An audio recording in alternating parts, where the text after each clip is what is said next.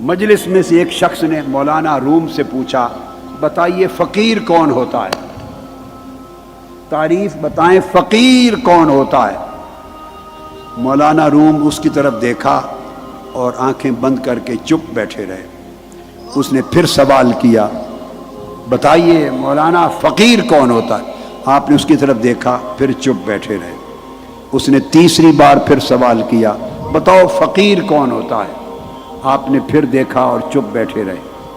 جب مولانا روم چلے گئے تو اس نے شیخ صدر الدین کونوی سے کہا، یہ کیا بات ہوئی؟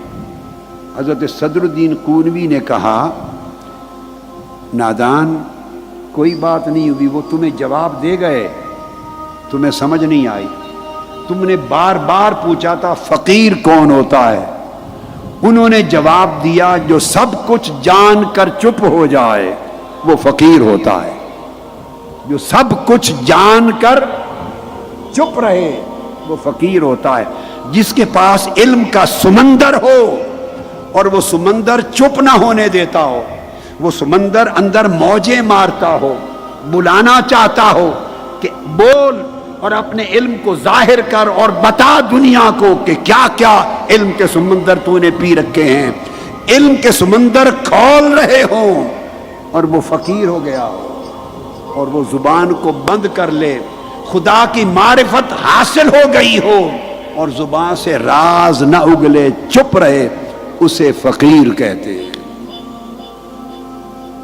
جو برتن بہت زیادہ بجے اور شور مچائے وہ اندر سے خالی ہوتا ہے، اور جو برتن بھر جائے دودھ سے، پانی سے، کوئی مچیلے کی یعنی دھات کا برتن بڑا گھڑا بھر جائے، اس کو انگلی مارے تو پھر وہ بھرا ہوا برتن اتنا شور نہیں کرتا جتنا شور خالی برتن کرتا ہے۔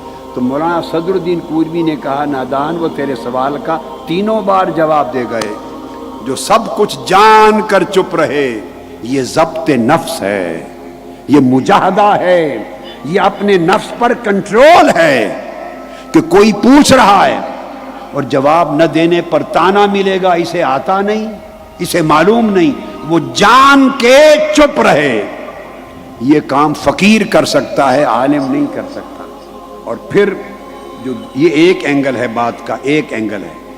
اب دوسرا یہ حضرت صدر الدین کونوی نے سمجھایا، اور ایک دوسرا اینگل بھی ہے، وہ یہ کہ اس نے 3 بار سوال کیا، آپ نے جواب نہیں دیا۔ اس کو سبق ادب کا دے رہے تھے کہ طالب علم اس وقت میرا استاذ بیٹھا ہے، شاگرد کے لیے یہ سوء ادب ہے کہ استاد کی موجودگی میں جواب دے۔ میں بعد میں بتاؤں گا، یہ ادب بھی سکھا گئے اور فقر کا معنی بھی سمجھا گئے۔